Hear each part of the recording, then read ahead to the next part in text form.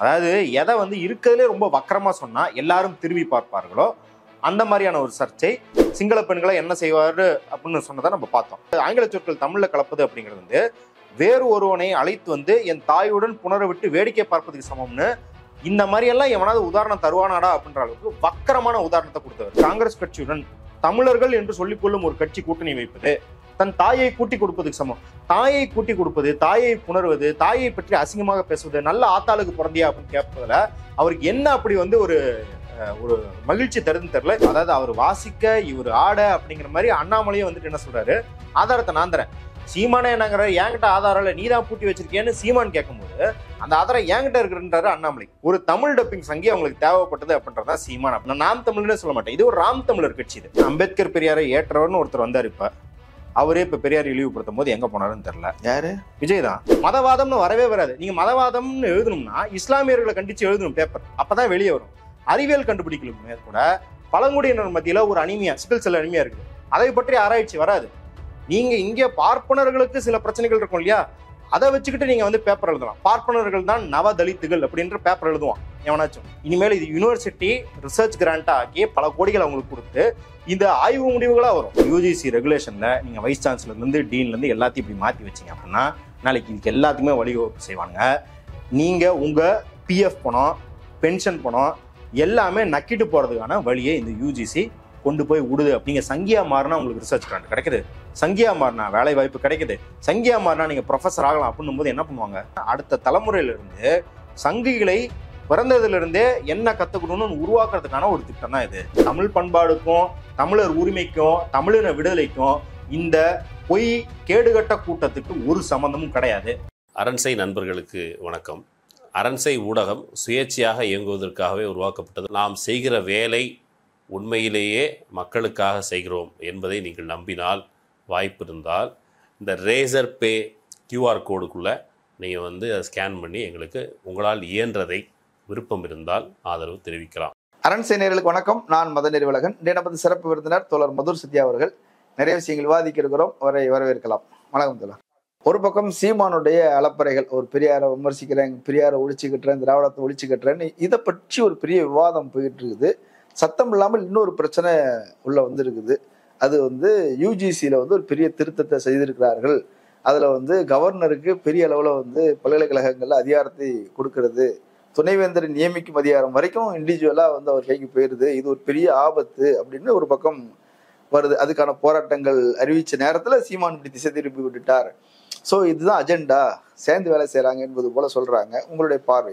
கண்டிப்பாக இது ரெண்டு பிரச்சனையும் வந்து தனித்தனியாக விடப்பட்ட பிரச்சனையெல்லாம் கிடையாது. அதாவது எதேர்ச்சியாக இதுவும் நடக்குது அதுவும் நடக்குன்னு கிடையாது, இது தொடர்புடைய பிரச்சனை தான். அதனால தான் பார்த்தீங்கன்னா சர்ச்சை அப்படிங்கிறது வந்து ஏதோ ஒரு போராட்டமோ இல்லை வந்து ஒரு அரங்க கூட்டமோ அப்படின்றது மாதிரி இல்லாமல் வேணுன்ட்டே கவன ஈர்ப்பு சர்ச்சை. அதாவது எதை வந்து இருக்கிறதுலே ரொம்ப வக்கரமாக சொன்னால் எல்லாரும் திரும்பி பார்ப்பார்களோ அந்த மாதிரியான ஒரு சர்ச்சை. கரெக்டாக பாருங்க, இவர் சொல்றாரு, அதாவது அவர் வாசிக்க இவர் ஆட அப்படிங்கிற மாதிரி அண்ணாமலையும் வந்துட்டு என்ன சொல்றாரு, ஆதாரத்தை நான் தரேன். சீமானே என்னங்கிற என்கிட்ட ஆதாரம் இல்லை, நீ தான் பூட்டி வச்சிருக்கேன்னு சீமான் கேட்கும்போது அந்த ஆதாரம் என்கிட்ட இருக்கிறன்றாரு அண்ணாமலை. இந்த அளவுக்கு கோஆர்டினேட்டட் தான் வேலை பார்க்குறாங்க. உங்களுக்கு ஏற்கனவே தெரியும் சங்கி அப்படின்னா சக தோழன் அப்படின்னு சொல்லிட்டு இருந்ததும், இவர் வந்து ஒரு பக்கம் சீமானை நான் மதிக்கிறேன், தமிழகத்தில் அவர் முக்கியமான தலைவர் அப்படின்னு இவர் பேசுறது. அர்ஜுன் சம்பத் வந்து சீமான் வந்து ஃபர்ஸ்ட் பெரியார்னு பேசிக்கிட்டு இருந்தாரு, அப்புறம் எங்க பக்கம் வந்துட்டாரு, அப்புறம் முருகனை ஏத்துக்கிட்டாரு, அப்புறம் சிவனை ஏத்துக்கிட்டாரு, கூடிய விரைவில் எங்களோட வந்துருவாரு. ஹெச்ராஜா சொல்லிட்டாரு, ஹெச்ராஜாவும் சொல்லிட்டாரு. ஹெச்ராஜா எல்லாம் ஒரு காலத்துல வந்து சிவகங்கை ரெண்டு பேரும் போட்டியிட்ட போது அவ்வளவு கேவலமா அசிங்கமா ரெண்டு பேரும் ஒருமையில திட்டிக்குவாங்க. இவர் வந்து என்ன சொல்றாரு, வாய்ப்புள்ள ராஜா, அந்த பேச்சு நீங்க வந்து யாருக்கு சொன்னது அப்படின்னா ஹெச்ராஜாக்கு சொன்னது. ஹெச்ராஜாவை அந்த மேடையில எப்படி சித்தரிப்பார்னா, ஒரு நாய் ஒன்று இருக்குள்ள தெருவில், நம்ம வேணும் விரட்டி விட்டா இங்க இருந்து குலைக்காது, ஓடி போய் தெருவை சுத்தி பக்கத்து தெருவுல இருந்து தெருமுனைக்கு வந்து நம்மளை பார்த்து குலைக்கும், அதுதான் ஹெச்ராஜான்னு பேசணும் சீமான்.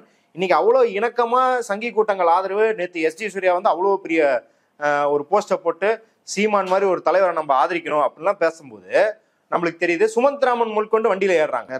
RSS பத்திரிகையை சீமான் ஆதரிக்குது. அதனாலே தெரியுது, ஒன்னு RSS திட்டமான யூஜிசில இருந்து விளக்குவது, அதையும் RSS வதந்தியை கொண்டே செய்வது. பெரியார் இது மாதிரி பேசிவிட்டார் அப்படிங்கிறத RSS காலகாலமா சொல்லிக்கிட்டு இருக்கிறது. 1970களில் வந்து ராமர் செருப்பு எடுத்து அடிச்சாங்கன்னு சொல்ற போது இதே வதந்தியை பரப்புனது எல்லாத்தையும் அவரும் தொடர்றாரு. நான் வந்து முன்னாடில இருந்தே சொல்லிட்டு இருக்கிறது என்ன அப்படின்னா, வட இந்தியாவில் சங்கிகள் இந்தியில பேசுறாங்க. அதை இங்க இருக்கிற சங்கிகள் ஒரு காலகட்டம் வரைக்கும், அது இலகணேசன் ஆகட்டும், எச் ராஜாவாகட்டும், எல்லாரும் வந்து பார்ப்பன மொழியில் பேசிக்கிட்டு இருந்தாங்க. அது எடுபடலை.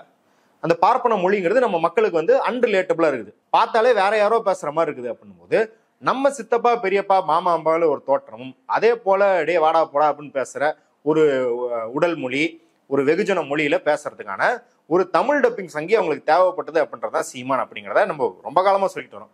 அதை அவர் இப்ப ப்ரூவ் பண்ணிருக்காரு. பெரியார் அந்த மாதிரி வந்து கேவலமாக பேசியதாக சொல்றாரு. ஆனா உண்மையில கடைசி 15 வருஷத்துல சீமான் தான் பெண்களை பற்றி இந்த மாதிரியான இழிவாக பேசிக்கிட்டு இருக்காரு. நம்ம வந்து சிங்கள பெண்களை என்ன செய்வாரு அப்படின்னு சொன்னதை நம்ம பார்த்தோம். அதே போல தமிழ்ல ஆங்கிலம் கலக்காம ஏன் பேசுறீங்க அப்படின்னு கேட்டதுக்கு, ஆங்கில சொற்கள் தமிழ்ல கலப்பது அப்படிங்கிறது வந்து வேறு ஒருவனை அழைத்து வந்து என் தாயுடன் புணர விட்டு வேடிக்கை பார்ப்பதுக்கு சமம்னு இந்த மாதிரி எல்லாம் எவனாவது உதாரணம் தருவானாடா அப்படின்ற அளவுக்கு வக்கரமான உதாரணத்தை கொடுத்தவர். காங்கிரஸ் கூட திமுக கூட்டணி வைக்குது எப்ப 2019 கூட்டணி வைக்குது அப்படின்னு சொன்னும் போது, காங்கிரஸ் கட்சியுடன், அதாவது தமிழின துரோகியான காங்கிரஸ் கட்சியுடன் தமிழர்கள் என்று சொல்லிக் கொள்ளும் ஒரு கட்சி கூட்டணி வைப்பது தன் தாயை கூட்டி கொடுப்பதுக்கு சமம். தாயை கூட்டி கொடுப்பது, தாயை புணர்வது, தாயை பற்றி அசிங்கமாக பேசுவது, நல்ல ஆத்தாளுக்கு பிறந்தியா அப்படின்னு கேட்பதுல அவருக்கு என்ன அப்படி வந்து ஒரு ஒரு மகிழ்ச்சி தருதுன்னு தெரியல. இந்த வக்கரமான பெண்களுக்கு எதிரான ஓமைகளை அவர் எப்பயும் யூஸ் பண்ணிட்டு வர்றாரு. அதுல குறிப்பாக பெரியார் மீது இப்ப திருப்பி இருக்கிறார். அதுவும் அந்த ட்ரெண்டும் பாருங்க. 2016 சிலைய, பெரியார் சிலைக்கு எப்ப திரிபுரால வந்து 2018 வந்து இது உடைக்கிறாங்க, லெனின் சிலையை உடைக்கிறாங்க. அப்ப வந்து என்ன பண்றாரு, எச் ராஜா வந்து சொல்றாரு அதே போல பெரியாருக்கு இங்க நடக்கும்னு சொல்றாரு. பெரியார் சிலையில கை வச்சுதான் பாரு அப்படின்னு யாரு பேட்டி கொடுத்தது, பத்திரிகையாளருக்கு இவர் பேட்டி கொடுத்தாரு. ஏன் அப்படின்னா அப்ப இந்த மக்கள் நல கூட்டணி அதெல்லாம் வந்து இருக்குது. திமுக வந்து பாஜக எதிர்ப்பு, மக்களுக்கு வந்து ஜல்லிக்கட்டு, அனிதா மரணம் அப்படின்னு தொடர்ந்து பாஜக மீது ஒரு பெரிய வெறுப்பு இருக்குது. அதிமுக கட்சி உடஞ்சதுக்கே காரணம் பாஜக தான் அப்படின்னு மக்கள் வந்து வெளிப்படையாக பாக்குறாங்க. ஏன்னா மோடி பிளைட் பிடிச்சி வந்து சசிகலாவுக்கு ஆறுதல் சொல்றாரு, ஓபிஎஸ் கட்டி பிடிச்சி தட்டி கொடுக்குறாரு. இதெல்லாம் பார்த்தோன்னே பாஜக மேல அப்படி வெறுப்புல இருந்த ஒரு மக்கள் அந்த வெறுப்பை அறுவடை செஞ்சுக்கணும் அப்படிங்கிறதுக்காக ஒரு பாஜக எதிர்ப்பு நிலையை எடுக்கிற மாதிரி சீமான் எடுக்கிறாரு. ஆனா அதுக்கப்புறம் இந்தியா கூட்டணின்னு ஒண்ணு அமைஞ்சிருச்சு. அதாவது இந்தியா கூட்டணிங்கிறது இப்ப 2021 கூட்டணி, 2019 கூட்டணி வலுவா இதை அமைஞ்சோன்னே சரிடா பாஜக எதிர்ப்பெல்லாம் இவங்க அறிவோட பண்ணிட்டாங்க, இருக்கிற அதுல வந்து கடைசி மனிதரான ஓட்டு வரைக்கும் அவங்க எடுத்துட்டு போயிட்டாங்க அப்படின்னும் போது திமுக எதிர்ப்பு தான் வித்து போகும் அப்படின்னு சொல்லி அவர் என்ன பண்றாருன்னா, அவரோட ஏஜென்ட்டுகள்ல இருந்து அவரோட வாயில இருந்து எல்லாத்தையும் வந்து அவர் வாடகை கூட ஆரம்பிக்கிறாரு. அப்பத்துல இந்த ட்ரெண்டு அதையும் என்ன பண்றாரு, எப்படி இங்க வந்து அவரு எப்படி தமிழ் தேசியத்தை கொண்டு போய் பாரத நாடு பைந்தமிழர் நாடுன்னு கொண்டு தமிழ் தேசியத்தை கொண்டு போய் இந்திய தேசியத்தில் இணைச்சு ஒரு தமிழ் தேசியம், அரிய வகை தமிழ் தேசியத்தை பேசுறாரோ, சில்லு தேங்காய்லாம் தேவையில்ல அப்படின்ற மாதிரியான சில்லு தேங்காய் பொறுக்கிறவர்னு ஆயிட்டாரு அப்படின்னு ஆயிட்டாரு. கலியபெருமாள் புலவர் அப்படி ஆயிட்டாரு. இன்ன வரைக்கும் போராடி கொண்டிருக்கும் தியாகம் அப்படி ஆயிட்டாரு.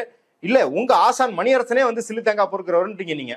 அந்த அளவுக்கு வச்சுக்கிட்டு அதே போல பாருங்க, தமிழ் தேசியத்துக்கான வதந்தி, பெரியார் மீது வதந்தி, தேசிய அளவில் வதந்தி வேணும்ல. இதே இனுபாவனம் கார்த்தி வந்து நேற்று பேசுறா அப்படி இதுல சுகுணா திவாகரோட சண்டை போடும்போது மாலை முரசு சேனல் நினைக்கிறேன், அதுல பேசும்போது லெனின் சிலைக்கு ஆனதான் இங்க வந்து பெரியாருக்கு ஆகும்னு பேசுறாரு. லெனின் சிலைக்கு என்ன ஆச்சு? இதுல நம்ம பெரியார் மீது போக்கஸ் பண்றோம், அது கரெக்ட், வன்முறையை தூண்டாரு, பெரியார் சிலையை உடைக்க எல்லாத்தையும் என்கரேஜ் பண்றான்ற ஒரு துணி இருக்கு. ஆனா அதை தாண்டி அதுல என்ன இருக்கு அப்படின்னா, லெனினுக்கு என்ன ஆயிட்டு, லெனின் சிலைக்கு என்ன ஆயிட்டுன்னு என்ன சொல்றாருன்னா, மக்களே வெகுண்டெழுந்து அந்த சிலையெல்லாம் உடைச்சதா பேசுறாரு. அப்படிதான் நியாயப்படுத்த பாக்குறாங்க. இதை பல முறை இங்க சங்கிகளும் பண்ணிட்டாங்க, சீமானும் பண்றாங்க, சீமான் கட்சியினரும் பண்றாங்க. ஆனால் உண்மை என்னவென்றால் அங்கு திரிபுராவில் லெனின் சிலையை மக்களாக கொந்தளித்து போயெல்லாம் உடைக்கல. முதல்ல அங்க ஆட்சியே எப்படி பிடிச்சாங்கன்னு தெரியும் பாஜக காரங்க. ஒரு தில்லுமுள்ளு பண்ணி தான் ஆட்சியை பிடிச்சாங்க. தில்லுமுள்ளு பண்ணி பிடிச்ச ஆட்சியை வச்சுக்கிட்டு தங்களோட தொண்டர்களை வச்சுக்கிட்டு காவல்துறையை ஒதுங்கி நிற்க சொல்லி எப்படி 1990 பாபர் மசூதியை இடிச்சாங்களோ அதே போலதான் அங்க லெனின் சிலை இடிக்கப்பட்டது. அது பாஜகவினரால், அங்க இருக்கிற சங்கிகளால், RSS காரங்களால், பஜ்ரங் தள் ஆட்களால் பாபர் மசூதி இடிக்கப்பட்டது. அதே போலதான் திரிபுராவிலும் இடிக்கப்பட்டது. இதை இவனுங்க என்ன நியாயப்படுத்துவானுங்கன்னா சங்கிங்க, பாருங்க பாபர் மசூதியை நாங்க என்ன பண்ணோம், மக்களா வந்து ஒரு 650 கால அநீதிக்கு நியாயம் கேட்டு இதை பண்ணிட்டாங்க அப்படின்னு ஒரு நரேட்டிவை செட் பண்ணுவாங்கல்ல, அதே மாதிரிதான் லெனினுக்கும் அங்க செட் பண்ணிட்டு இருந்தாங்க. அந்த நேரட்டிவை தமிழுக்கு இறக்குமதி செய்து இந்த ராம் தமிழர், நான் நாம் தமிழர்னு சொல்ல மாட்டேன், இது ஒரு ராம் தமிழர் கட்சி, இது ராமை தமிழர் ஆக்குவதற்கான கட்சி தான் இது அப்படின்ற இதுதான் பாக்குறோம். ஆனா நம்ம என்ன அப்படின்னா இதை வந்து இவர் பாணியில சொல்லணும், சீமான் மண்ணில் அப்படின்னு நாயை விரட்டுற மாதிரி விரட்டிட்டு நம்மளுக்கான பிரச்சனை யூஜிசி பிரச்சனை. ஏன்னா நம்ம இங்க பாசிசம் அப்படின்னு பேசும்போது இன்னைக்கு வந்து பாயாச காமெடி வரைக்கும் அது வந்து நிக்குது அப்படின்னும் போது அது தேர்தல் அரசியல் சார்ந்ததாகவே பார்க்கப்படுகிறது. ஆனா தேர்தல் அரசியல் அப்படிங்கிறது பாத்தீங்கன்னா லெஜிஸ்லேட்டிவ், அதாவது பாராளுமன்றம் சட்டமன்றம் அப்படின்னு இருக்கிற அந்த சட்டம் இயற்றும் மன்றங்கள் மட்டுமே நம்ம பார்க்குறோம்.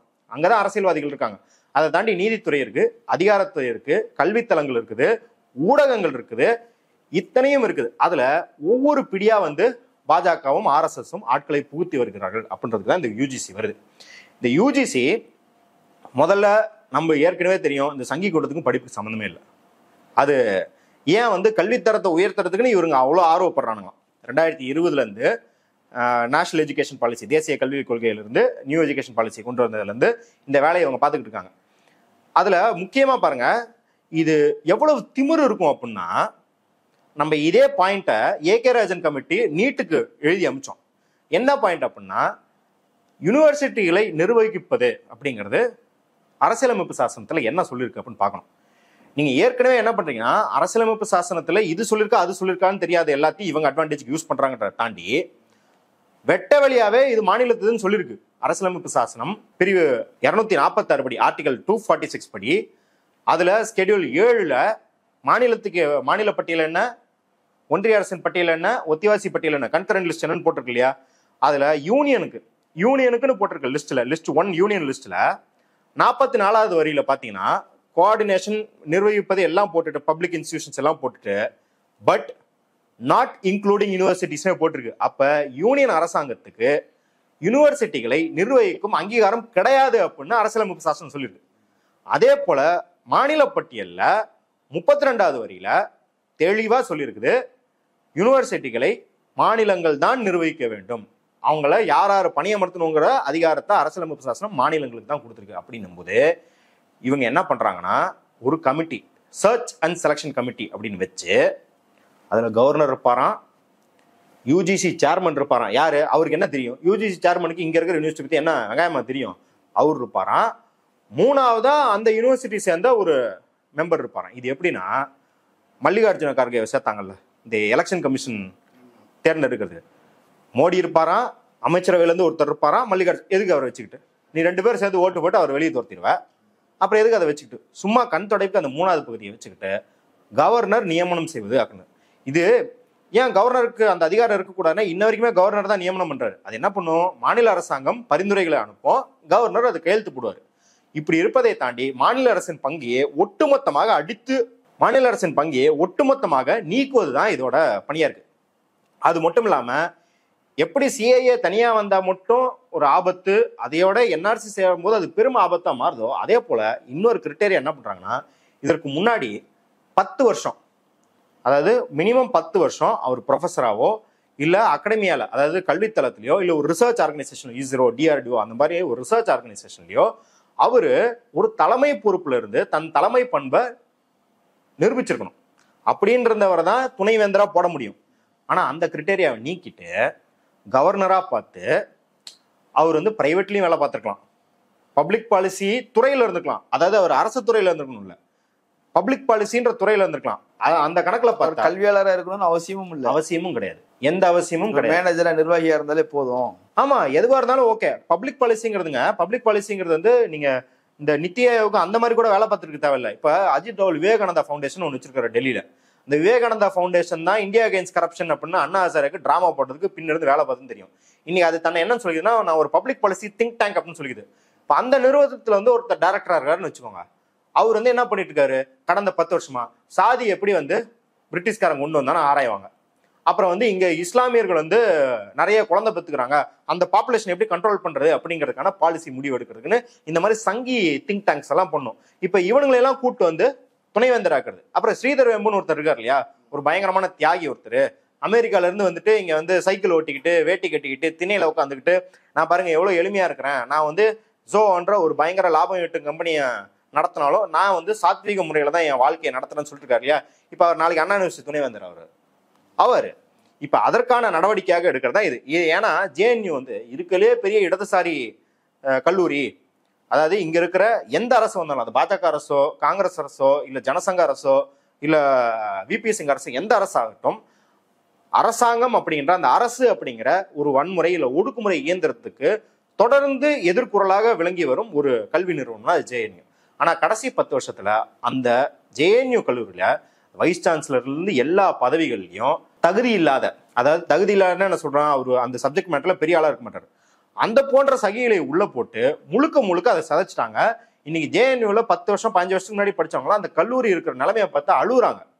ஏபிவிபி உள்ள பூந்து கண்டமேனு அடிச்சு மண்டகண்டையெல்லாம் உடைக்கிறான். யாரும் நடவடிக்கை எடுக்க வக்கில்ல. இன்னும் பல கல்லூரிகள்ல சென்ட்ரல் யூனிவர்சிட்டிஸ்லயே போலீஸ் உள்ள வந்து லேடிஸ் ஹாஸ்டல்ல பூந்து அடிக்கிறான். அதை பார்த்துட்டு வேடிக்கை பார்க்கறாங்க இந்த துணைவேந்தர்கள். அதே போல இந்த துணைவேந்தர்களை உள்ள கொண்டு வந்து இதற்கான ப்ரொஃபஸர்கள் இல்ல டீனு டைரக்டர்னு அசைன் பண்றதன் மூலமாக நீங்க நாட்டுக்கு தேவையான கொரோனாவுக்கு மருந்து கண்டுபிடிக்கிற ஆராய்ச்சியில இருந்து இல்ல வந்து விவசாய உற்பத்தியை பெருக்கிற ஆராய்ச்சி, இதெல்லாம் நாட்டுக்கு தேவையான ஆராய்ச்சி. இல்ல வரலாற்றை பத்தி இன்னைக்கு கீழடியில் எவ்வளவு கண்டுபிடிச்சிருக்கோம் அதை பற்றி ஆராய்ச்சி, இதெல்லாம் ஃபண்டு பண்றதை விட்டுட்டு மாட்டு மூத்திரத்துல இருந்து உங்களுக்கு கேன்சருக்கு வைத்தியம் கண்டுபிடிக்கிறதுக்கு ரிசர்ச். புராணத்திலே வந்து ஜெட் ஓட்டினா அதுக்கான ஈக்குவேஷன் என்ன எழுதி வச்சிருக்கான் யாரு, பிரகஸ்பதி அப்படின்னு சொல்ற அந்த காலத்துல இருக்கிறவன் என்னன்னு எழுதி வச்சான். அதுலயே வந்து எய்ட்ஸுக்கு மருந்து இருக்குது, கேன்சருக்கு மருந்து இருக்குது எங்க வேதத்துல. இதெல்லாம் உட்காந்து டீகோட் பண்றதுக்கு ரிசர்ச் கிராண்ட் கொடுக்குறது. அப்ப நாட்டோட கல்வித்தரத்தை எந்த அளவுக்கு மட்டமாக்குறீங்கன்றது ஒரு பக்கம். இன்னொரு பக்கம் 2017 நீங்க யோசிச்சு பாருங்க, ஒரு நாட்டுல ஆசிரியர்கள் போராடுறத கேள்விப்பட்டிருக்கோம், விவசாயிகள் போராடுறது ரொம்ப நிதர்சனம், எல்லா நாட்டிலையும் நடந்திருக்கும். தொழிலாளர்கள் போராடுவாங்க, மாணவர்கள் போராடுவாங்க, தூய்மை பணியாளர்கள் போராடுவாங்க, செவிலியர்கள் டாக்டர்கள் போராடுவாங்க. 2016 இந்தியால ஒரே நேரத்துல 500 முதல் 1000 சயின்டிஸ்டுகள் போராடினாங்க. அதாவது இருக்கிற எல்லா தொழிலையும் வரிசைப்படுத்திட்டு ஒரு சின்ன பையனை கூட்டு வந்து கூட இதுல யாருப்பா போராடவே மாட்டான், போராட வரவே மாட்டாங்க அப்படின்னா அது சயின்டிஸ்ட். அது வந்து சயின்டிஸ்டுகள் தவறு கிடையாது, அவங்களுக்கு ஒரு உன்னதமான வேலை கொடுக்கப்பட்டிருக்கு. அவங்க வந்து இந்த மாதிரியான ஈடுபடுத்திக்கிட்டாங்கன்னா அவங்களால வந்து ஆராய்ச்சியில வந்து கவனம் செலுத்த முடியாதுன்றதுனால சமூகமா பார்த்து நம்ம என்ன பண்ணிருக்கோம், எப்பா நீ ஆராய்ச்சி பண்ணு, உனக்காக போராட்டத்தையும் நாங்களே பண்ணிக்கிறோம், சமூகம் அவங்களுக்கு ஒரு பங்கு கொடுத்துருக்கு. ஆனா அவங்களே வெளியே வந்து போராட்டம் நிலைமையில் மோடிகளே வந்து பத்திரிகையாளர் சந்திப்பு நடத்துற வழியில என்ன பண்ணாருன்னா மோடி ஐயா, இனிமேல் உங்களுக்கான ஃபண்டிங்கை பாதி கட் பண்ணிடுவோம், லேபு வாடகை லேப் எக்யூப்மெண்ட்ஸ் எல்லாம் கொடுக்க மாட்டோம், உங்களுக்கு சம்பளம் மட்டும் தான் போடுவோம், மிச்சத்தெல்லாம் நீங்க கவர் பண்ணணும்னா நீங்க கண்டுபிடிக்கிறீங்க இல்லையா அதெல்லாம் தனியாருக்கு வித்து காசு பண்ணிக்கோங்க. இதனால என்ன பண்ணாங்கன்னா சர்க்கரை நோய் இருக்குல்ல, டயபெட்டிக்ஸ், அதற்கு கண்டுபிடிக்கிற மருந்துகள்லாம் டெஸ்ட் பண்ணாமே வெளியே வைக்கிற அபாயம் ஏற்படுது. பல மருந்துகள் இல்லை, எக்யூப்மெண்ட்ஸ் ஆகட்டும் இல்ல புதிய முறைகள் ஆகட்டும், சிந்தனை முறைகள் இல்ல வந்து அறிவியல் முறைகள், இதெல்லாம் டெஸ்ட் பண்ணாம அவசரமா விற்கிறது இல்ல, அது விற்பனைக்காகவே ஆராய்ச்சியை மாற்றி அமைப்பது அப்படிங்கிற ஒரு போக்கு இந்திய அறிவியல் ஆராய்ச்சியிலும் சமூகவியல் ஆராய்ச்சியிலும் ஊடுருவி விட்டது 2017 இருந்து. அதை இன்னைக்கு நிறுவனமயமாக்குறது, அதுக்கு இன்னும் ஃபண்டிங்கை உண்டு பண்றது இல்ல, அங்கிருந்து அந்த ப்ரொஃபசர்ஸ் வந்து உழைப்பு அதுக்கான எடுக்கிறது, மாணவர்கள் சிந்தனை அப்படி மாத்துறதுக்கான கடைசி அந்த லாஸ்ட் நெயில் இந்த காஃபின்னு சொல்லுவாங்க இல்லையா, அதுதான் இது. நந்தினி சுந்தர் அப்படிங்கிற உங்களுக்கு ஆராய்ச்சியாளர் தெரிஞ்சுக்கலாம். அவங்க எதுல ரொம்ப ஃபேமஸ் அப்படின்னா பஸ்தர், சத்தீஸ்கர்ல பஸ்தர்ல போயிட்டு அங்க மாவோயிஸ்டுகளுக்கும் இந்திய ராணுவத்துக்கும் சிபிஆர்எஃப்க்கும் நடந்த சண்டையில எப்படி பழங்குடியினர் பாதிக்கப்பட்டாங்கன்னு ஆய்வுல அவங்க ரொம்ப ஃபேமஸான. அவங்க 2020 நினைக்கிறேன் லாக்டவுன் வந்தப்போ அகடமிக் ஃப்ரீடம் அப்படின்னு சொல்லிட்டு ஒரு 200 பக்கத்துக்கு ஒரு ரிப்போர்ட் எழுதுனாங்க. அதுல இது எல்லாத்தையுமே கேப்சர் பண்ணிருக்காங்க. எப்படி இந்த தேசிய கல்விக் கொள்கை, பாஜகவோட இந்த தனியார் மய திட்டம் எல்லாத்தையும் எடுத்துக்கிட்டு இப்ப யூஜிசி என்ன பண்ணுதுன்னா மொத்தமா அகடமிக் ஃப்ரீடம்ங்கிறத காலி பண்ணுது. நீங்க எதையுமே எழுத முடியாது, எந்த பேப்பருமே வராது. நீங்க இங்க ஃபாசிசம்னு போட்டு ஒரு பேப்பர் வராதே, இனிமேல் இப்பயும் வர்றது ரொம்ப குறைஞ்சிருச்சு. சோஷியல் சயின்சஸ்ல ஃபாசிசம்னு போட்டு வரவே வராது பேப்பர். ஆனா இந்தியா 10 வருஷம் ஃபாசிச நாட்டில் தான் இருக்கும். மதவாதம்னு வரவே வராது. நீங்க மதவாதம்னு எழுதணும்னா இஸ்லாமியர்களை கண்டிச்சு எழுதணும் பேப்பர், அப்பதான் வெளியே வரும். அறிவியல் கண்டுபிடிக்கலுமே கூட பழங்குடியினர் மத்தியில ஒரு அனிமியா, சிக்கல் செல் அனிமியா இருக்குது, அதை பற்றி ஆராய்ச்சி வராது. நீங்க இங்கே பார்ப்பனர்களுக்கு சில பிரச்சனைகள் இருக்கும் இல்லையா, அதை வச்சுக்கிட்டு நீங்க வந்து பேப்பர் எழுதலாம். பார்ப்பனர்கள் தான் நவ தலித்துகள் அப்படின்ற பேப்பர் எழுதுவான் எவனாச்சும். ஏற்கனவே அதை வந்து ஒடுக்கப்படும் பார்ப்பனர்கள், பார்ப்பனர் இன அழிப்பு எங்க தமிழ்நாட்டில் நடந்ததுன்னு எழுதுறாங்க இல்லையா. இதெல்லாம் இனிமேல் வெளியே வச்சுதான் வித்துக்கிட்டு இருக்காங்க. இந்த ஆடிட்டர் பயலுக்கு தான் இந்த மாதிரி கேனத்தனமா எழுதி வித்துக்கிட்டு இருக்காங்க. இனிமேல் இது யூனிவர்சிட்டி ரிசர்ச் கிராண்டா ஆக்கி பல கோடிகள் அவங்களுக்கு கொடுத்து இந்த ஆய்வு முடிவுகளா வரும். அப்ப எந்த அளவுக்கு இது வந்து வரலாற்றை சித்தரிக்கிறதும் இங்க இருக்கிற மனுஷங்களோட ஒடுக்குதலை அதிகப்படுத்துறதும் பாருங்க. இதை இன்னொன்னு என்ன புரிஞ்சுக்கணும்னா, நிறைய பேர் வந்து இதை பேசாம விடுவது என்ன அப்படின்னா, இந்த தனியார் மயத்தில் இருக்கிற அபாயம் அப்படிங்கிறது இந்த கல்வித்தரம் குறைவது, வரலாற்றை மாற்றி சித்தரிப்பது, இல்ல இங்க இருக்கிற ஒடுக்குதலுக்கு விளக்கம் தருவது, அதையெல்லாம் தாண்டி சர்வதேச நிலைமையில இருந்து நம்ம ஒண்ணு கத்துக்கணும். இந்த 2008 வந்து வீழ்ச்சி நடந்தது இல்லையா, பங்கு சந்தை வீழ்ச்சி உலக நடந்தது, பொருளாதார நெருக்கடி. அது வந்ததுக்கு ரொம்ப முக்கியமான காரணம் அமெரிக்காவில் இருக்கிற ஹார்வர்ட், பிரவுன், ஏல் இது போன்ற யூனிவர்சிட்டிகள் தான். இது வந்து நிறைய புத்தகங்கள்ல இருக்கு, படிக்கலாம். ஆனால் பார்வையாளர்கள் ரொம்ப எளிமையாக தெரிஞ்சுக்கணும் அப்படின்னா இன்சைட் ஜாப் அப்படின்னு சொல்லிட்டு ஒரு டாக்குமெண்ட் இருக்குது, அது நெட்ஃப்ளிக்ஸில் இருக்குது, நீங்கள் எங்கே வேணாலும் டவுன்லோடும் பண்ணிக்கலாம். அந்த நிறுவனமே நீங்கள் டவுன்லோட் பண்ணால் கூட வந்து கண்டுக்கிறது இல்லை. ஏன்னா அவங்களே வந்து இதெல்லாம் மக்கள் தெரிஞ்சுக்கணும் தான். ஒரு பிரபலமான ஆஸ்கர் பெற்ற மேட் டேமன்ற நடிகர் வேற அதுக்கு வந்து வாய்ஸ் கொடுத்துருப்பாரு. இது ஒரு முக்கியமான பிரச்சனை. நான் வந்து ஒரு மெயின் ஸ்ட்ரீம் நடிகராக இருந்தாலும் இப்போ விஜய் சேதுபதி சிலதுக்கெல்லாம் கொடுக்குறாரு இல்லையா, அவரோட அரசியல் உணர்வுக்காக அவர் கொடுக்குறாரு. அதே போல் மேட் டேமன் வந்து அங்கே கொடுத்த வாய்ஸ் டப்பிங்கில் வரும். அது என்ன டாக்குமெண்ட்ரி அப்படின்னா, அந்த பெருவீழ்ச்சி எப்படி நடந்ததுன்னு நம்மளுக்கு தெரியும். அதாவது உங்கள்கிட்ட ஒன்றுமே இருக்காது, no asset, no job, no education, எதுவுமே இருக்காது. ஆனால் உங்களுக்கு வீட்டு மனைக்கான லோன் தருவாங்க. அந்த லோனு நீங்கள் வந்து ரொம்ப கஷ்டப்பட்டு இருக்கீங்களா, அந்த லோனை வாங்கி திருப்பி இன்னொரு முறை அடகு வச்சு 2வது லோன் வாங்க அந்த வீடு மேலே. ரேட் ஏறிடுச்சு. நீ 50 லட்ச ரூபாய் வாங்கினே 60 லட்ச ரூபாய் ஆயிடுச்சு. நான் கூட 10 லட்ச ரூபாய் வச்சுக்கீங்க. இப்போ என்ன பண்றாங்க, இது 2ஆம் உலகப் போருக்கு அப்புறம், இது ஏன் 2ஆம் உலகப் போருக்கு அப்புறம் பனிப்போர் நடக்குது. பனிப்போர்ல உங்களுக்கு தெரியும், அதை சாக்கா வச்சு ஆயுத பரிமாற்றங்கள் நடக்கும், நிறைய அதுக்கான செலவுகள் நடக்கும். அதுல எல்லாம் வந்து பணம், மூலதனம் எல்லாம் புழங்கும். இப்போ வந்து பனிப்போரும் முடிஞ்சு போச்சு. 1989 சோவியத் வீழ்ச்சிக்கு அப்புறம் பனிப்போர் முடிஞ்சு போச்சு. இப்போ இதையெல்லாம் கொண்டு எங்க அடைக்கிறது அப்படின்னும் போது இவங்க என்ன திட்டம் பண்றாங்கன்னா, இந்த மாதிரி 2 லோன் கொடு, விளங்காதவனுக்கு 2 லோன் கொடுத்துட்டு என்ன பண்ற, அந்த லோனை இதே போல ஒரு 1000 லோன். இப்போ சென்னையில வந்து உங்களை போற ஒரு 1000 பேர் லோன் வாங்கியிருக்காங்க, அதெல்லாம் சேர்த்து ஒரு பண்டில் இருக்கு. இந்த பண்டில் ஒரு ஷேர் அப்படின்னு சொல்லு. அதாவது இந்த 1000 பேர் இருக்கிறான், இவன் 900 பேர் வந்து லோனை கரெக்டா கட்டினா என்ன அர்த்தம், இது சக்சஸ்ஃபுல்லான பண்டில். அப்ப இதோட பங்கு விலை ஏறணும். இதுல 100 பேர் தான் லோன் கட்டுறான், மிச்சம் 900 பேர் கட்டுறதே இல்லை அப்படின்னா இது ஃபெயிலியர். அப்ப பங்கு இறங்கும். இதுதான் இதோட ஒரு எளிமையான உதாரணம். இப்ப இதை வச்சுக்கிட்டு என்ன பண்ணலாம் அப்படின்னா, ஒரு தில்லுமுழு வேலை பண்றானுங்க. கிரெடிட் கம்பெனி இருக்கு, உங்களுக்கு சிபில் ஸ்கோர் கொடுக்குற கம்பெனி இருக்கு. நீங்க வந்து திரும்பி கட்டும் நபரா, கட்டக்கூடிய நபரா, கட்ட முடியாத நபரா, இல்ல ஏமாத்தி ஓட போற நபரா அப்படின்றத சிபில் ஸ்கோர் சொல்லிடும். இதே போல கிரெடிட் ஏஜென்சி அங்க என்ன பண்ணுது அப்படின்னா, ரொம்ப தந்திரமாக இந்த வேலை இல்லாதவர்கள் திருப்பி கட்ட முடியாதவர்கள் வாங்கிய லோன் இருக்கும் பண்டில்களையும் அது A++, அதாவது இவன் நிச்சயமா திருப்பி கட்டுவாங்க, டைமுக்கு திருப்பி கட்டுவாங்கன்ற மாதிரியான எல்லா ரேட்டிங்கும் கொடுக்குது.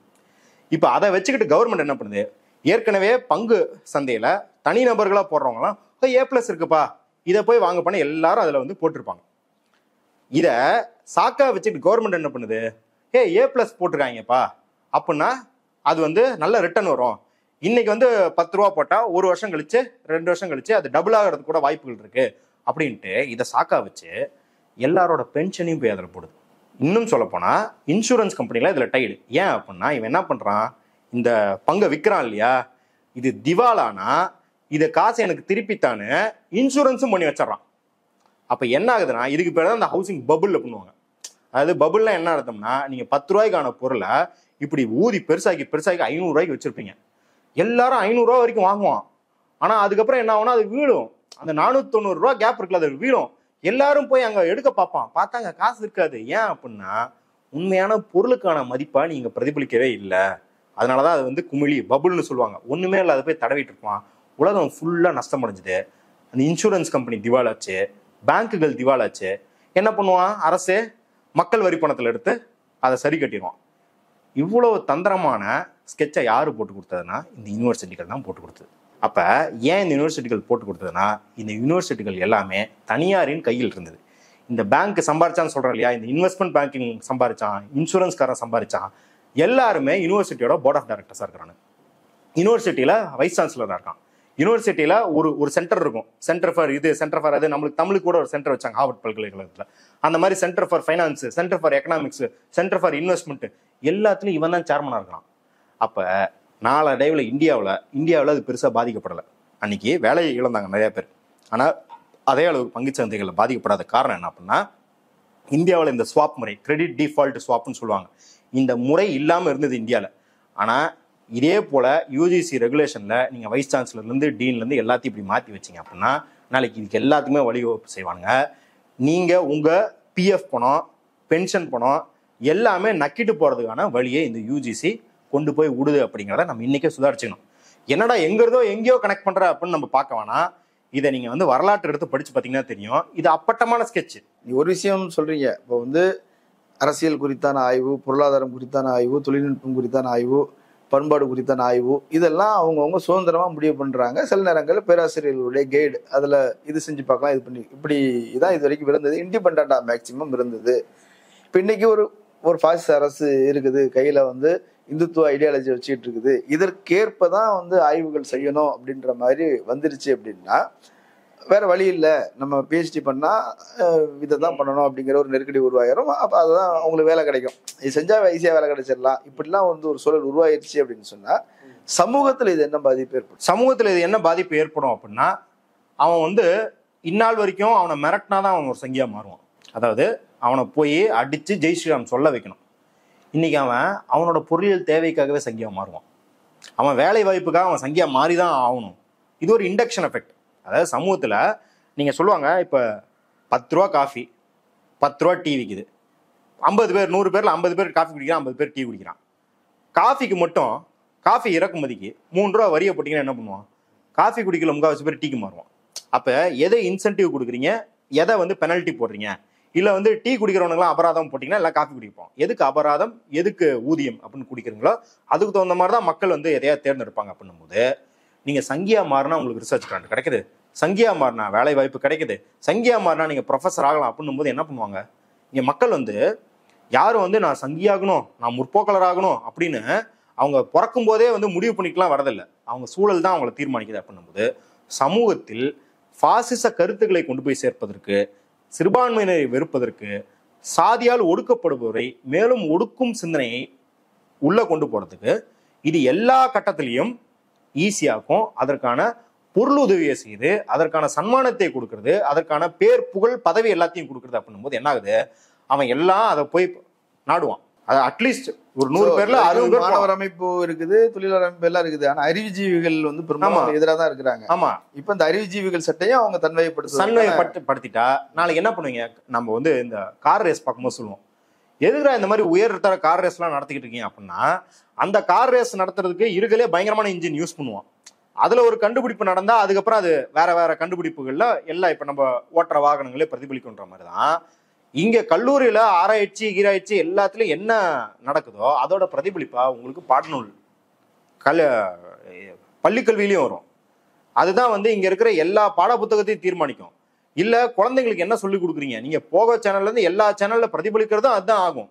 அப்ப நீங்க பாத்தீங்கன்னா அடுத்த தலைமுறையில இருந்து சங்கிகளை பிறந்ததுல இருந்தே என்ன கத்துக்கணும்னு உருவாக்குறதுக்கான ஒரு திட்டம் தான் இது.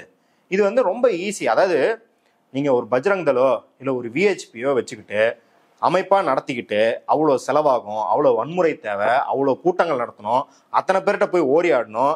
இல்ல வந்து அறிவுஜீவிகள் இருப்பாங்க, நம்ம வந்து இயக்கத்தாள்கள் மாதிரி வெளியில இருப்பாங்க, அவங்கள போய் வந்து அவங்கள்ட்ட மல்லு கட்டணும். அதெல்லாம் இல்லாமல் நான் காலேஜ்லேருந்து ஜாலியாக பரப்பிட்டு போறேன் அப்படிங்கிற மாதிரியான சமூக மாற்றத்தை தான் இது ஏற்படுத்தும்.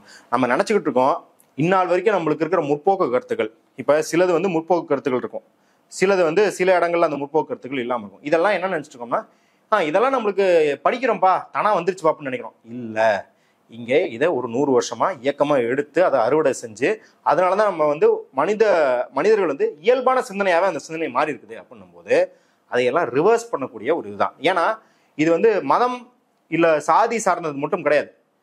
இன்னைக்கு தமிழ்நாட்டுல ரேஷன் கடையை க்ளோஸ் பண்ணணும்னு சொன்னா அவன் வாக்கரசியில நிக்க முடியுமா?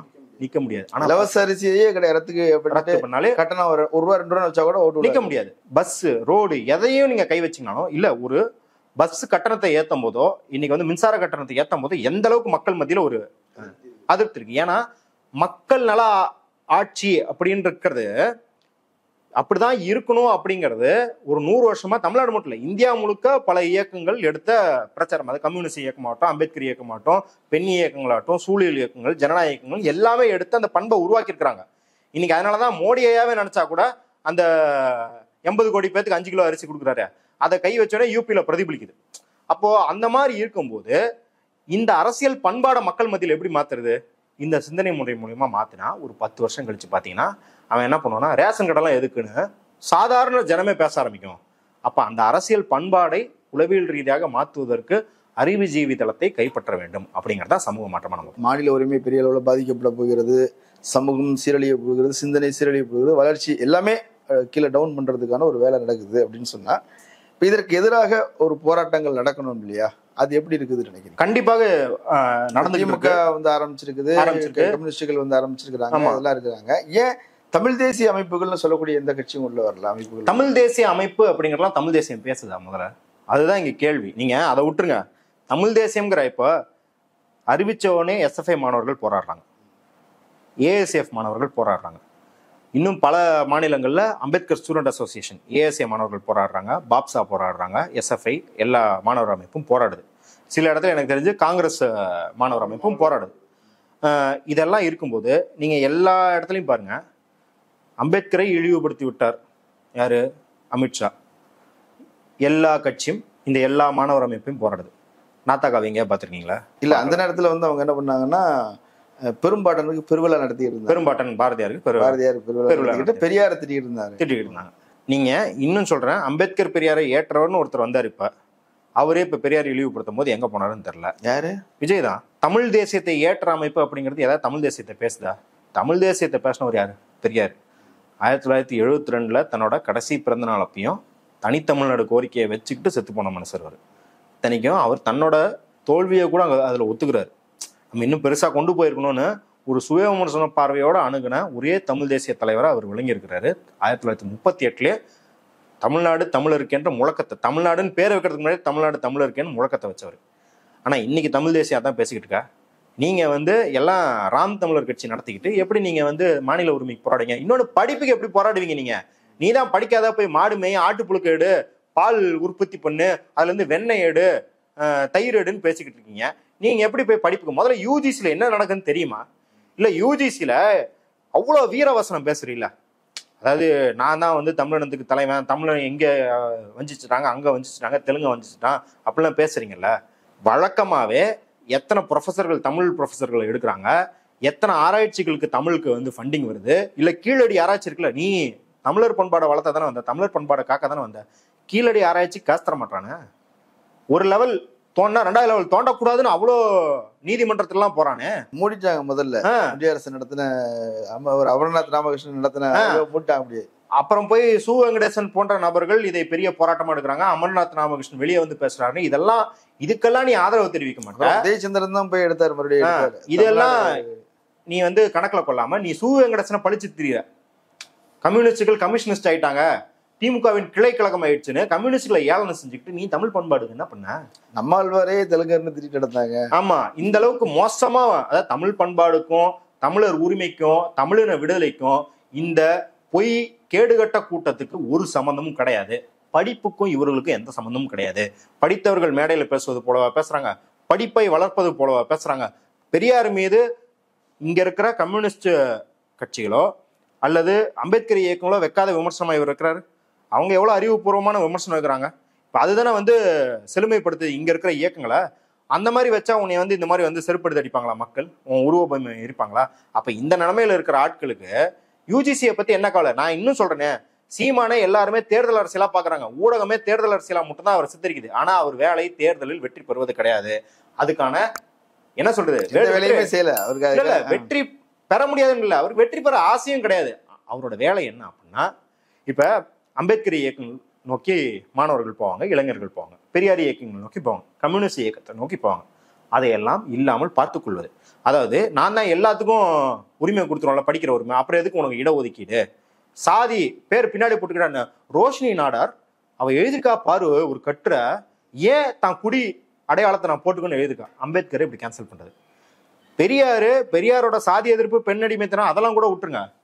டெல்லிக்கு எதிரான அந்த டெல்லியின் எதேச்சை அதிகாரத்துக்கு எதிராக எவ்வளவு பேசிருக்காரு. அதை தெலுங்கர்கள் கன்னடர்கள் அப்படின்னு தசை திருப்பது.